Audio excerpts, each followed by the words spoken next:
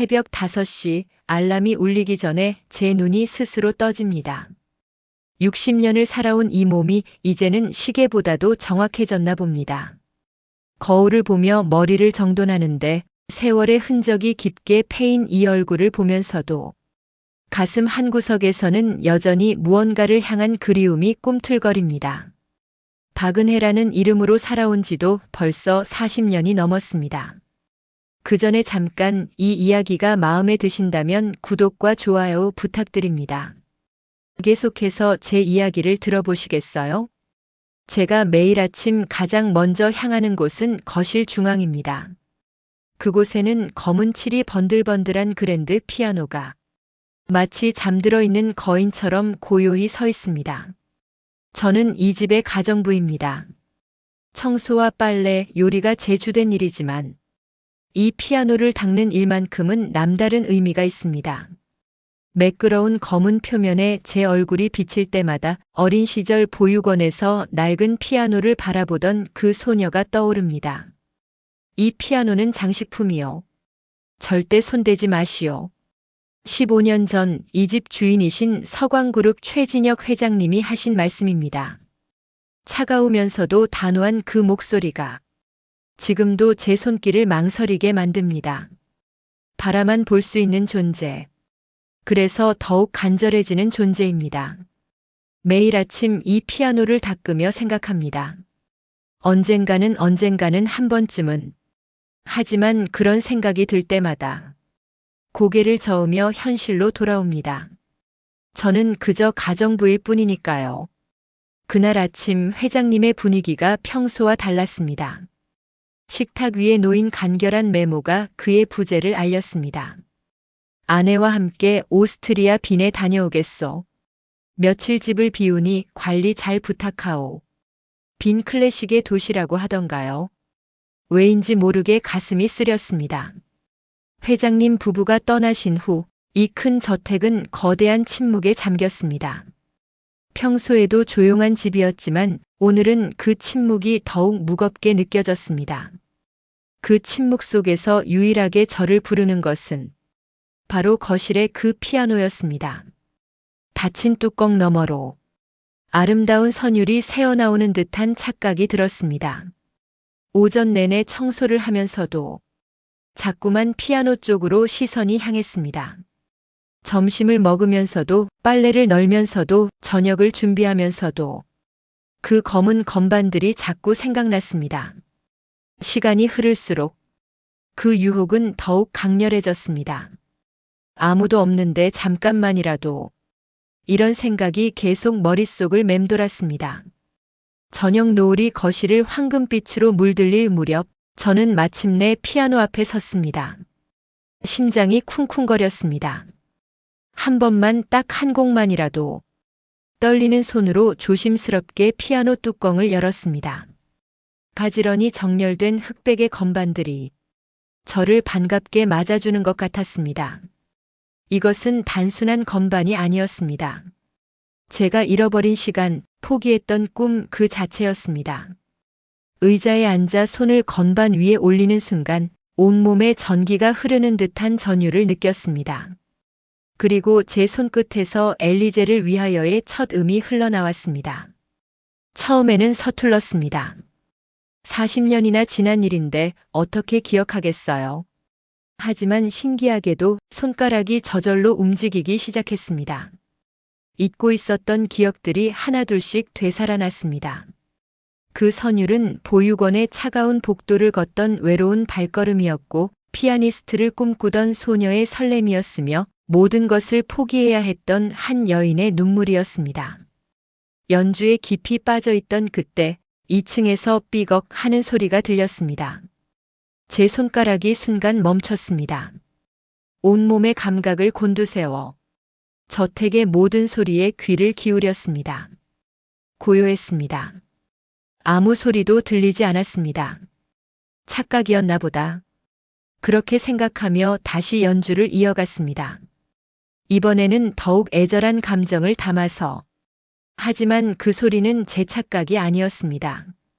계단 위 어둠 속에는 급작스럽게 일정이 취소되어 돌아오신 최진혁 회장님이 서 계셨습니다. 회장님은 처음 피아노 소리를 들었을 때 화가 머리끝까지 치밀어 내려오려 하셨대요. 감히 자신의 명령을 어기고 신성한 피아노에 손을 댄 무례함에 분노가 치밀었겠죠. 하지만 회장님의 발걸음을 멈추게 한 것은 너무나도 익숙하고 그리웠던 바로 그 선율, 그 손길이었다고 합니다. 연주가 끝나고 여운이 채 가시기도 전에 무거운 발걸음 소리가 계단을 내려왔습니다. 돌아보니 회장님이 서 계셨습니다. 그 얼굴에는 분노 대신 창백한 표정이 자리하고 있었습니다. 누가 당신 마음대로 피아노를 치라고 했소? 그 목소리는 외침보다 더 날카롭게 제 심장을 파고들었습니다. 회장님 죄송합니다. 정말 죄송합니다. 저는 공포에 질려 고개를 숙였습니다. 모든 것이 끝났다고 생각했습니다. 15년간 성실히 일해온 이 자리도 유일한 생계 수단도 모두 잃게 될 거라고 생각했습니다. 하지만 회장님은 예상과 다른 질문을 하셨습니다. 그 목소리가 미세하게 떨리고 있었습니다. 그 곡 어디서 배운 거요? 회장님은 제 대답도 듣지 않으신 채 홀린 듯 2층 서재로 향하셨습니다. 저는 그 자리에 서서 어찌할 바를 모르고 있었습니다. 한참 후 회장님이 다시 내려오셨습니다. 손에는 작은 낡은 상자를 들고 계셨어요. 떨리는 손으로 상자를 여시더니 빛바랜 흑백 사진을 저에게 보여주셨습니다. 사진 속에는 피아노 앞에 앉은 어린 소녀가 환하게 웃고 있었습니다. 이 아이 40년 전에 잃어버렸소. 회장님의 목소리에는 깊은 슬픔이 배어 있었습니다. 사진 속 아이의 해맑은 눈빛을 보니 왠지 모르게 가슴이 먹먹해졌습니다. 그런데 이상했습니다. 그 아이의 손, 그 작은 손등에 있는 점까지 왜 이렇게 익숙하게 느껴지는 걸까요? 무의식적으로 제 오른손 등을 내려다봤습니다. 그곳에는 어릴 적부터 있던 작은 점이 하나 있었습니다. 다음 날 오후 회장님이 직접 끓인 차를 가져오셨습니다. 평생 이런 일은 처음이었습니다. 불안한 마음으로 찻잔을 받아들였습니다. 회장님은 한참을 망설이시다가 조심스럽게 입을 여셨습니다. 어릴 적 꿈이 뭐였는지 물어봐도 되겠소? 저는 망설였습니다. 하지만 회장님의 진지한 눈빛을 보니 거짓말을 할 수가 없었습니다. 피아니스트가 되고 싶었습니다. 보육원에 있을 때부터요. 보육원에서 피아노를 배웠소? 아니요. 혼자 익혔습니다. 낡은 피아노가 하나 있었는데 다른 아이들이 안 볼 때에 몰래 연습했어요. 회장님은 제 이야기를 묵묵히 들어주셨습니다. 기억나는 건 거의 없어요. 너무 어렸거든요. 하지만 이 작은 점만큼은 희미하게 기억이 나요. 저는 무의식적으로 오른손 등을 매만지며 말했습니다. 누군가 이 점을 보며 나만의 작은 별이라고 불러줬던 것 같아요. 그 순간 회장님 손에서 찻잔이 미끄러져 떨어졌습니다. 쨍그랑. 날카로운 파열음이 거실의 정적을 깨뜨렸고 회장님의 얼굴은 충격으로 하얗게 굳어버렸습니다. 설마. 회장님이 중얼거리시는 소리가 들렸습니다. 그날 밤 회장님이 부인분께 모든 것을 털어놓으셨나 봅니다. 다음 날 아침 회장님과 부인 이수연 여사님이 함께 저를 부르셨습니다. 이수연 여사님의 눈은 빨갛게 부어 있었습니다. 우리 서연이일지도 몰라. 회장님이 떨리는 목소리로 말씀하셨습니다. 서연이. 40년 전에 잃어버린 딸의 이름이었습니다. 이수연 여사님은 고개를 저으셨습니다. 여보, 제발 이제 그만해요. 우린 너무 많이 아팠잖아요. 하지만 피아노 연주와 작은 별이라 불리던 손등의 점 이야기를 들으시고는 여사님의 눈빛도 흔들리기 시작했습니다. 정말일까요? 그날부터 며칠간 이 집 분위기는 묘하게 달라졌습니다. 회장님 부부는 저를 바라보시는 눈빛이 전과는 완전히 달랐습니다. 그리고 어느 날 제 빗에서 머리카락 몇 올이 사라져 있었습니다. 무슨 일인지 짐작은 갔지만 차마 입에 올릴 수는 없었습니다. 일주일 후 회장님이 하얀 봉투를 들고 오셨습니다. 그 봉투를 받아든 회장님의 손이 심하게 떨리고 있었습니다. 한참을 주저하시더니 마침내 봉투를 뜯으셨습니다. 그리고 그 종이를 보시는 순간 회장님이 주저앉으셨습니다. 친자 관계 확률 99.99%. 저는 그 문구를 보고 온 세상이 멈춘 것 같았습니다. 그날 오후 회장님이 저를 부르셨습니다. 거실에서 기다리고 있던 저에게 그 낡은 사진을 다시 보여주셨습니다. 40년 전에 이 아이를 잃어버렸소. 당신처럼 눈에 빛이 가득했고 손등에는 나만의 작은 별을 가지고 있었지. 저는 사진 속 소녀와 회장님의 얼굴을 번갈아 봤습니다.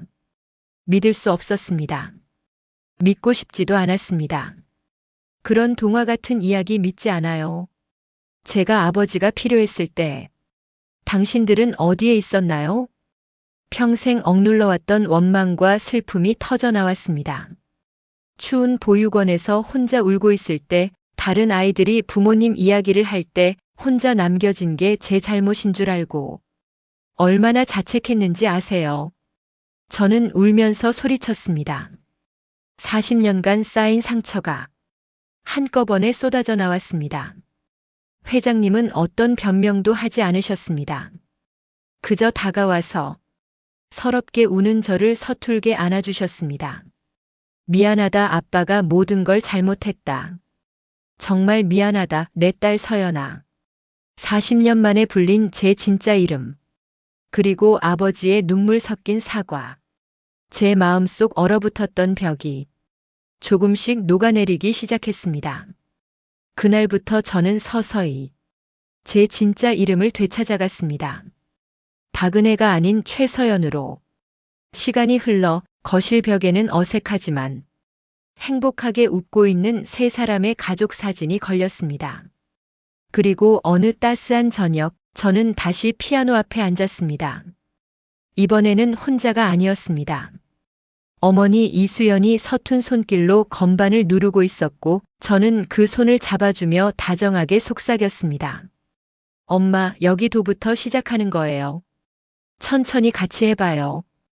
엘리제를 위하여가 울려 퍼졌던 그 거실에는 이제 새로운 가족이 함께 만들어가는 서툴지만 아름다운 협주곡이 울려 퍼지고 있었습니다. 40년 만에 마침내 모든 것이 제자리를 찾은 순간이었습니다. 저는 이제 더 이상 남의 집 가정부가 아닙니다. 저는 최서연입니다.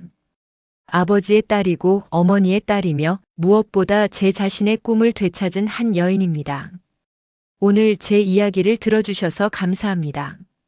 영상을 보시고 느끼신 감정을 댓글로 함께 나눠주세요. 여러분의 한마디 한마디가 누군가에게는 큰 위로가 될 수 있습니다. 영상이 마음에 드셨다면 구독과 좋아요로 응원 부탁드립니다.